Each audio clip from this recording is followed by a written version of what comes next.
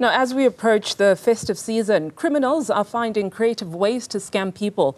The public is urged to be on guard as thieves are now targeting your tap and go cards. Nerosha Maseti is the lead Ombuds for the banking division for National Financial Ombuds Scheme, and she joins me now for this very important conversation. Nerosha, very good evening to you. Thank you for joining us. What should consumers know about this scam? What should immediately scream red flag? Perhaps when you're at a pay point, you're about to purchase something and something is around you. What should we look out for? I think the first thing, good evening, Audrey, to you and your viewers, and thank you for having me. I think the first red flag should be that you need to be in control of your card. You should be the one tapping the point of sale device. So control of your card is very important. As you know, the tap and go facility allows you to tap for certain low value transactions. You either tap your card or your smartwatch or your smartphone. So it's always important that you keep that device or the card in your possession and you tap that device personally. I think it is also important that should you feel you've been compromised, that you immediately contact your bank and report the incident and request for the for the card to be stopped. So in our space, we've been seeing a lot of lost and stolen cards, customers not immediately understanding the risk that they've been exposed to by not reporting it to the bank, and only realizing later that there's been some unauthorized transactions on those accounts. So I think the important thing is to immediately report it to the bank. First point. Yeah, it almost feels like, we take 100 steps forward and take 200 steps back in terms of technology and trying to make sure that we're ahead of these scammers. But exactly how complicated are these scams? How sophisticated are they?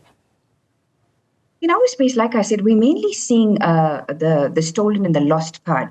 There are security measures around the facility, and it's generally considered fairly safe because, remember, they are low-value transactions that you can tap for. So it has limited transactional capability, which then it limits your exposure. For transactions for higher amounts, you will be prompted to enter your card and your PIN. So in that respect, it is fairly a safe platform.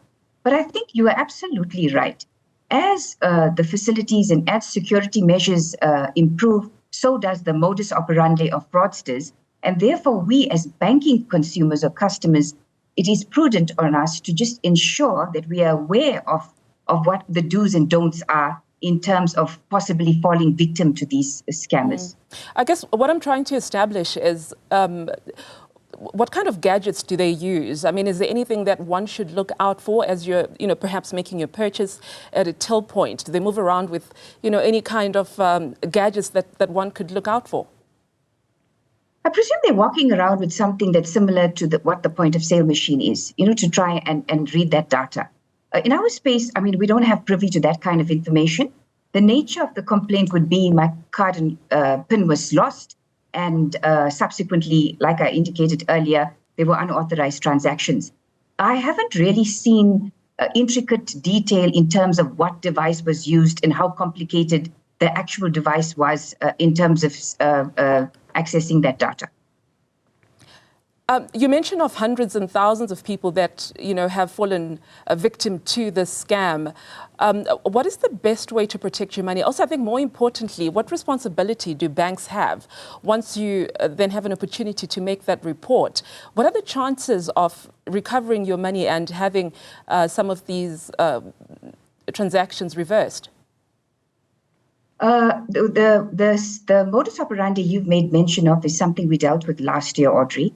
It was where stolen card information was used to link it to a smartphone or a smartwatch, and then they started transacting on that platform for unlimited amounts. And that incident or that modus operandi was subsequently investigated by our officers, and in many instances we had recoveries, mainly in the space of limits being exceeded. So to answer your question, I think the first thing one needs to do is to ensure that you are fully aware of the terms and conditions of the platform. You are fully aware of the limits that you have available on that platform. And when we have been investigating the ones that came about as a result of lost and stolen cards, our office will consider the limits being exceeded. So they are supposed to be low value transactions. That's what supposedly makes them safe.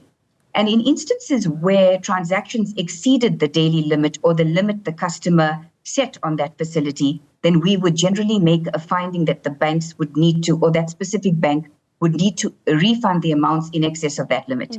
And I suppose anyone with any amount of money in their bank account could fall victim to them. But is there a demographic within consumers that really needs to look out that are specifically being targeted by the scammers?